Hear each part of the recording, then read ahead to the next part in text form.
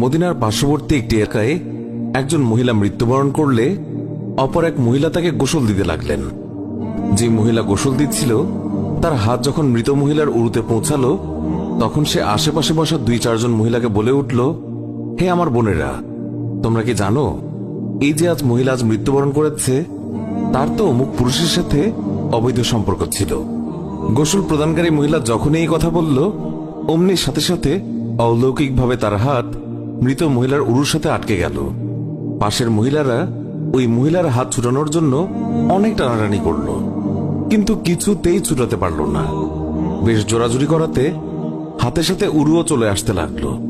এইভাবে অনেক সময় অতিবাহিত হতে লাগলো। মৃত মহিলার আত্মীয় স্বজনেরা বলতে লাগলো, বিবি, এই যে দ্রুত গোসল শেষ করুন, সন্ধ্যা হয়ে আসছে, জানাজা শেষে আমাদেরকে দাফন করতে হবে। মহিলাটি বলল, আমি তো তোমাদের মৃত মহিলাকে ছাড়তে চাই, কিন্তু সে আমাকে ছাড়তে চায় না। এইভাবে রাত হয়ে গেল আর তার হাতও উরুর সাথে আটকেই রইল। ভোর হলো, কিন্তু ওইভাবেই রইল। তখন সমস্যার জটিলতা দেখে মহিলার পরিবারের সদস্যগণ ওলামায়ে কেরামের কাছে গেলেন এবং একজন আলেমকে বললেন, মৌলভী সাহেব, একজন মহিলা অন্যজনকে গোসল দিচ্ছিলেন, তখন তার হাত মৃত মহিলার উরুর সাথে আটকে গেছে, এখন কি করা যায়? তিনি ফতোয়া দিলেন, ছুরি দিয়ে জ্যান্ত মহিলার হাত কেটে দাও। তখন গোসল প্রদানকারী মহিলার আত্মীয়রা বলল, আমরা আমাদের মহিলাকে ত্রুটিযুক্ত বানাতে চাই না, আমরা তার হাত কাটতে দেব না। সবাই অন্য মৌলভীর কাছে গেলেন, তাকে সবকিছু বললে তিনি বললেন, ছুরি দিয়ে মৃত মহিলার গোশত আলাদা করে দাও। তখন মৃত মহিলার আত্মীয়রা বলল, আমরা আমাদের মৃতকে খারাপ বানাতে চাই না।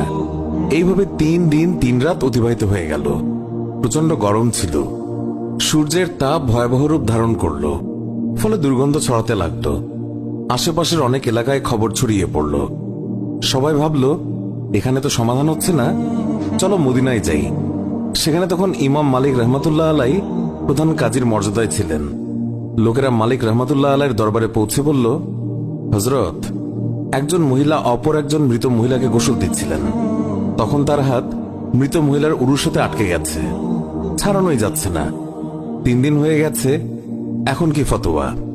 ইমাম মালিক রহমতুল্লাহ আলাই বললেন, আমাকে সেখানে নিয়ে চলো। সেখানে গেলেন এবং চাদর দিয়ে আড়াল দেয়া হলো।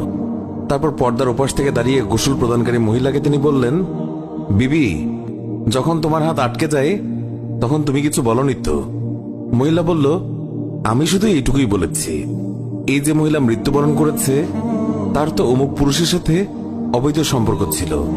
ইমাম মালিক রহমতুল্লাহ আলাই বললেন, বিবি, তুমি যে এই অপবাদ দিয়েছ এর সপক্ষে নিজ চোখে দেখেছে এমন 4 জন সাক্ষী তোমার আছে কি?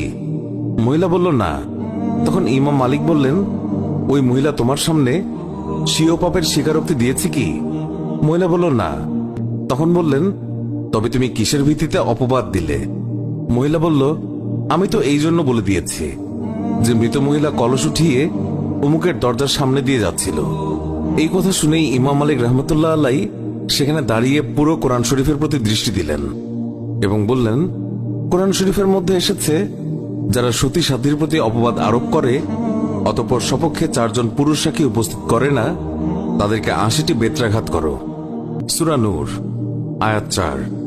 যেহেতু তুমি কোনো প্রমাণ ছাড়া একজন মৃত মহিলার উপর অপবাদ আরোপ করেছ, আমি প্রধান কাজী হিসেবে নির্দেশ দিচ্ছি, জল্লাদ, তাকে বেত্রাঘাত করতে শুরু করো।